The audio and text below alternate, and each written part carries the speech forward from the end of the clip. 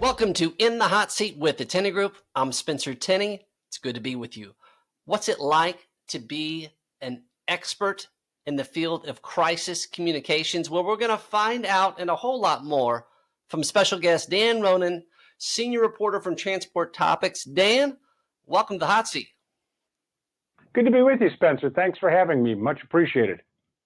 Well, you have quite a career that we've been doing a little homework on you, and I can't wait to unpack a couple of these things. But before we dig in and heat it up a little bit, why don't you just take 30 seconds or so and tell us about what you're working on currently at Transport Topics? Well, it's been an interesting couple of weeks. I'm following very closely the labor negotiations between United Parcel Service and the Teamsters Union. Also, I'm keeping an eye on the Longshore and the PMA group out in the West Coast at the ports and the warehouses there. That contract has been tentatively agreed to, but it doesn't have a ratification yet. So I'm keeping a pretty close eye on labor and labor talks. I think that's something we need to keep an eye on. So what do you see as some of the potential outcomes there, and what might that mean for the industry? Well, there's always the possibility of a strike, and I've covered strikes involving UPS. 25 years ago, I covered that labor dispute with UPS, and when I was at CNN, that would have a devastating impact on the economy. They have thankfully made some real serious progress in the last couple of weeks, but they've got about 5 weeks to go. And the head of the Teamsters Union, Sean O'Brien, has said, "No contract, no work. If we don't have a contract, we're gonna walk out." So we'll see. But they did make some real serious progress on non-economic issues this last week, which gives everybody, including those of us who are covering it, some indication that the talks are going pretty well. Interesting. Now I'm gonna go back to my little tease about this being an expert in communication crisis. So number one, where does that come from? Like, how have you developed that skill over the course of your career? Well, I've been a reporter and a journalist for almost 50 years, but I took time out about 10 years ago to go into the corporate PR side of things. In my last job, I was VP of comms for a DC trade association. I did that for a couple of years. I have a master's degree in crisis communication from Kent State in Ohio. I did that while I was working, and I helped a number of companies when I was in the Motor Coach Association. When I was with the Motor Coach Association as their head of comms, I did a lot of work with companies that had accidents, and any sort of a transportation accident is always a big story in the news, and it has to be handled right from a media standpoint, because if it's not, your company's future could be in jeopardy.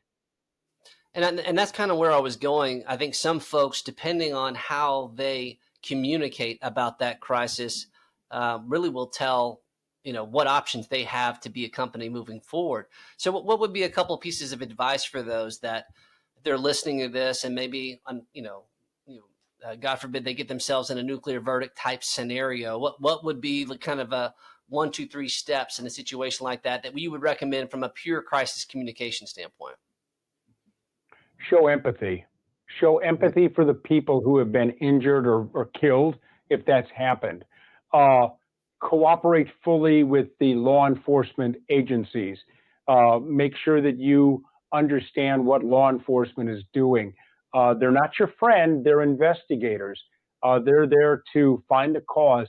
The NTSB, if it's an incident involving the NTSB where they come in, they're there to investigate, as I said, and find the cause of the incident. Be cooperative, be transparent, and make sure that you're not afraid to answer questions. Too many times, I think companies will say nothing, and they are perceived as hiding, or they're perceived as ducking things. In this world that we live and work in, with social media and local media, national media, bloggers, everything, it's so easy to make a mistake and get tripped up and have your company's reputation damaged if you go about this the wrong way and show any sort of arrogance or defensiveness. You've had an accident, something bad has happened. You didn't start the day thinking I was going to have something bad happen. You didn't. No one starts their day that way. You're just trying to figure out why it happened, what took place. Uh, Hmm. be be as transparent as you can, as transparent as your insurance carrier will allow you to be, but be honest. That's the other thing. I Hmm. mean, be honest and be empathetic. Don't run from it. It's your problem, and you got to fix it. No, I think that is timely. So I hope people are writing that down as they're watching this. Those are definitely some gold nuggets there. You kind of went through just a handful of some pretty major current events in our industry right now regarding labor discussions. I'm curious though. I mean, you've been reporting significantly in this industry for many years. How do you think about what makes I mean, what is a good story? Like, how do you know what are the characteristics when you say this is something that has to be reported on? I mean, I'm just curious, like, how do you think about that?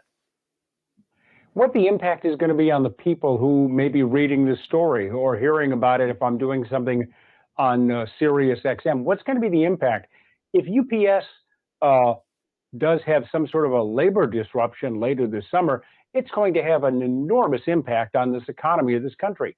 6% of the country's GDP comes on those brown trucks that those men and women make deliveries to our house or business or UPS store. It will have a gargantuan effect on the country. If we had had a railroad strike uh, back late last year before Congress interceded, it would have had an enormous impact on the uh, bringing groceries to the store, bringing frozen chickens to the store, meat, poultry, any sort of item, chemicals for fertilizer for the farmers in the field, coal for power plants, oil that's coming down from Canada that we use and we make into diesel fuel for trucks. The impact would have been enormous. It would have stopped the economy in its tracks. So I look at it from the standpoint of what's going to be the impact on folks at home and why is this important? Well, it's important because if there's no chicken at the grocery store, if there's no chemicals for the farmer in Iowa, Nebraska, Wisconsin, we're going to have a big problem on our hands. The economy is going to Mhm. shut down and be severely damaged. No, that's good. That's definitely good color there. So, bopping around a little bit, I mean, could you kind of cover the gamut as it relates to transportation? You mentioned motor coach. Of course, we have transportation logistics, over the road trucks, but also aviation. So for those that are not familiar with some of the work that you've done there, particularly around the safety within that industry, like tell us about what you've observed over the last 20 years, specifically around safety in that space, and why is that unique? Well, I should tell the listeners that I'm a pilot. I hold a commercial pilot's license, and I'm also trained as an accident investigator from Embry-Riddle, the great aeronautical school in Daytona Beach and in Arizona. We have made tremendous strides in this country and internationally on aviation safety. The improvements that have been made are just mind-boggling when you think about what was taking place in the 1970s and 80s and 90s when we were losing one or two airplanes a year and we were seeing three or four or five or 600, maybe 1,000 people a year domestically die in aviation crashes. It was uh, the first airplane crash I ever covered was American Airlines 191 over Memorial Day weekend in 1979. First, a horrible accident at Chicago O'Hare. But we were having one or two of those a year. When's the last major airline accident in this country? We had a commuter accident in Kentucky about 12 years ago with a loss of life of about 65 people when a pilot got on the wrong runway and ran out of runway. But before Mm. that, the last serious accident involving an airline, United, Southwest, Delta, one of those carriers, was in November of 2001 in New York City. We had Wow. a plane. We had a plane lose part of its tail section when it got caught in wake turbulence after leaving the New York City airspace. So we've gone 22 years without those pictures on the nightly news or on cable. 22 years. We've had a couple of problems. We had the Southwest Airlines plane with the depressurization a couple of years ago. We've had some close calls. But think about this. We've gone 22 plus years without a wreckage of an airplane, a smoldering hole, and ambulances and paramedics and the like. It truly is remarkable. It is a stunning accomplishment by the airlines and the safety professionals and the NTSB and the FAA. It is just incredible, and I hope we continue this string, because the skies are much safer than they were a quarter century ago.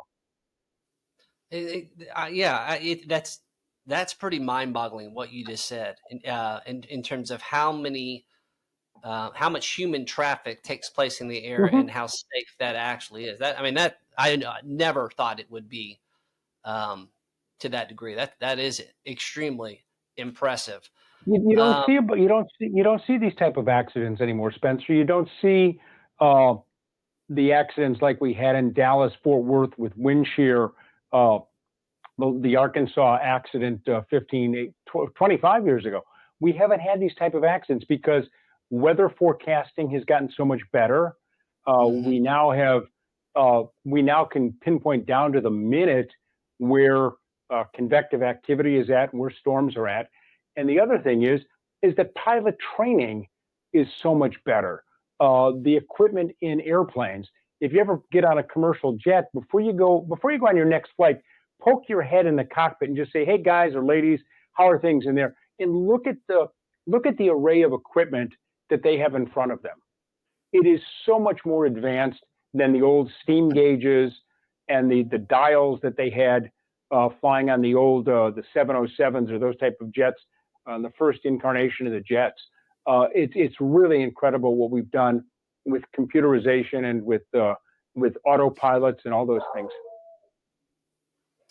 Well, again, amazing. Let me just kind of pivot a little bit, and just in terms of some of the developments we're seeing as far as cargo and the shifts we're seeing from West Coast to the East Coast. What do you make of that that shift upwards to 20% based on data that we are seeing right now? What does that mean for the industry? Well, all of this began when the labor talks started a year ago that I referenced a little while ago. It started about 18 months ago. Shippers are hedging their bets, or were hedging their bets, that they have to get their cargo into the domestic U.S. market. They have to get their cargo here. So what they've discovered is that by taking that cargo from China, most of it from China, excuse me, I've just got a buzzer that's going off here, taking that cargo through the Panama Canal, it may take a week to get it from west to east, but from a certainty standpoint, they now know that it's going to get to Savannah or Virginia or New York, New Jersey. And so the New York ports, New York Port, the ones on the East Coast, Charleston, Savannah, they've been investing a tremendous amount of money. I was just in Savannah a week ago and got a tour of the Port of Savannah. They're doing a $2 billion upgrade to increase that port's capacity by about 40%. And it's remarkable what's going on there. They're really doing some really interesting work. And so the West Coast ports have lost about 20% of their market. But here's an interesting point, and this is before the pandemic, more than 40% of the cargo in this country that goes to all 435 congressional districts went through Long Beach and Los Angeles. 40%. Yeah. Does it make sense from a national security standpoint to have all of your cargo concentrated over here on the West Coast when a disruption or a rail problem, such as we've had with Union Pacific or whatever the railroad, one of the other carriers that works out of there, does it make sense to concentrate so much of our cargo in that little piece of real estate in Southern California? the shippers and those in the shipping industry say it doesn't make that. So I think there was bound to be a change of some sort, but the labor talks really gave some people in the shipping industry pause, and they said, maybe we need to divert some of that freight over to the East Coast just to hedge our bets a little bit. And plus, the Panama Canal, as you know, Spencer, was widened 6 years ago, can now handle the biggest of the big ships that are on the oceans. So the Panama Canal is now an easy route to go through. Yeah. Takes a little longer, takes a week, but it's worth it from the shipper's context. We had a recent guest in the hot seat he referred to as our supply chain as a national security threat based on facts that you decided about how over concentration in one particular port and how that creates vulnerability for the whole supply chain. Mm-hmm. Yeah, it does. And it sounds like that you don't necessarily disagree with that. No, I don't. And I've talked with General Stephen Lyons, who's the White House supply chain envoy, and I've talked with General Lyons about this a couple times, and he has said that he believes that it was a national security issue, that we had so much of our cargo coming from Southeast Asia going through those ports. They do a fabulous job, don't get me wrong, but doesn't make sense. And his contention was that this was bound to happen at some point, and it has, in part because of the labor talks. So let me ask you this. You've been reporting on the past for many years. Let's talk about the future. What could be some major headlines in our industry over the next 6 months of 2023? The mandates by the California Air Resources Board concerning tailpipe emissions in trucks. This is going to be a major story that from the trucking industry we're going to be following very closely. CARB has come down with these mandates that they want significant reductions in tailpipe emissions by 2035.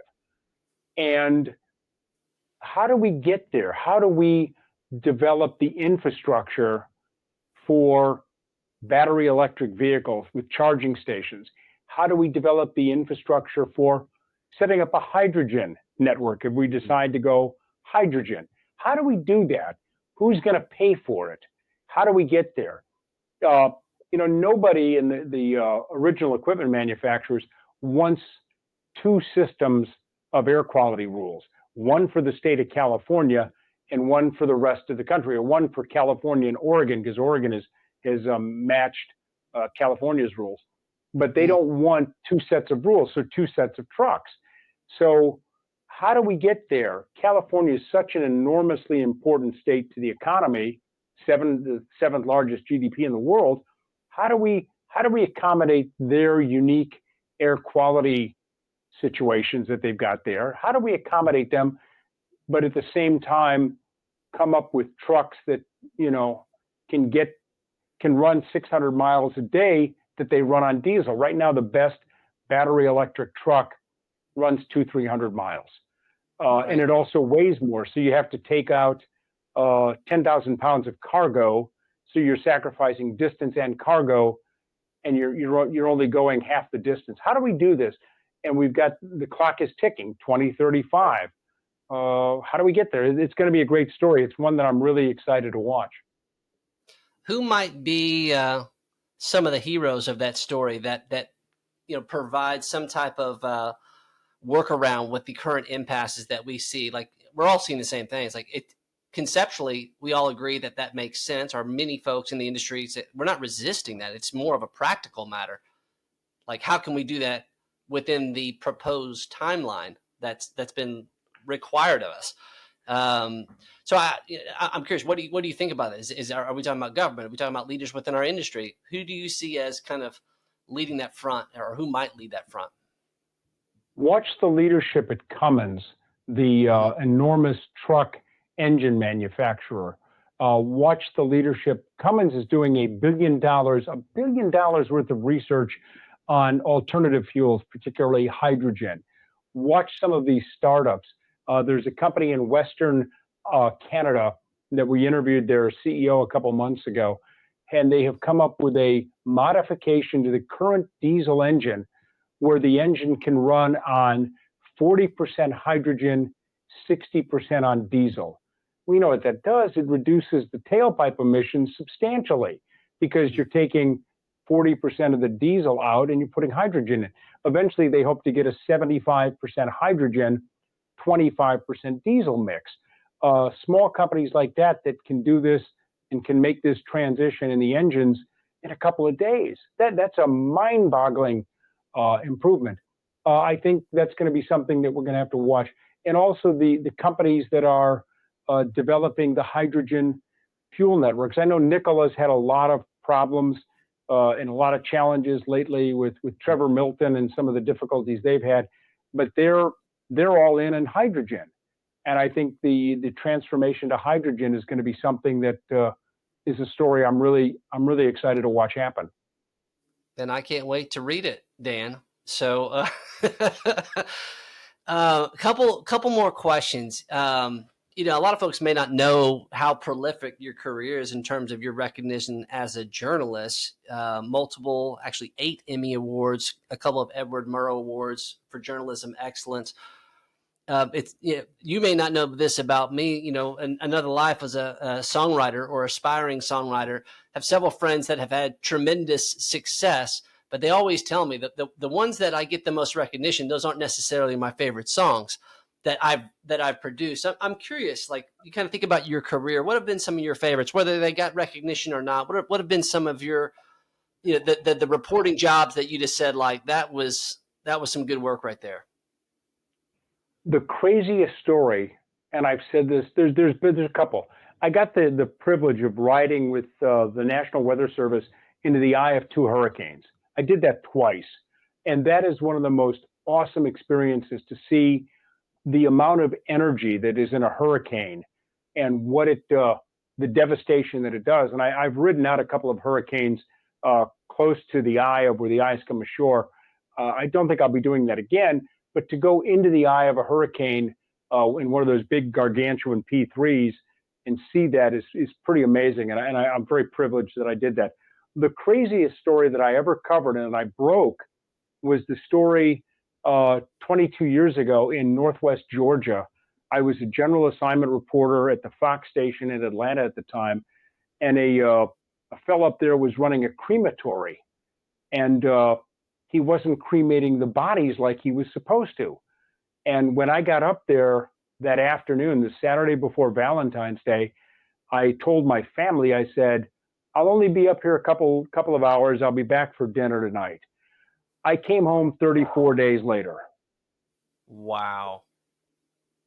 And he had, when it was all over, he had close to 400 bodies on his property over 16 years that he did not cremate, and they were stacked up like cordwood in his backyard. Now that's a story. That's a story right there. Wow. They made an episode of Law and Order about it too. I like some about this sounds familiar. I don't know if it was fictionalized or whatever, but I feel like I've heard this before. Well, hey, I've got one last question for you, a little bit of a wild card, not too far off the beaten path, but I'm interested in this. We have a whole new class of graduating journalists that are going out into the workforce with what I believe are good intentions to do great work. So what advice would you give to this rising class of journalists and on what it takes to deliver journalistic excellence? Be inquisitive. Ask follow-up questions. Be polite. But if someone doesn't answer your question, it's okay to say, well, wait a second. I asked you a question and you didn't answer the question. Be polite about it. The other thing is that learn to use one of these.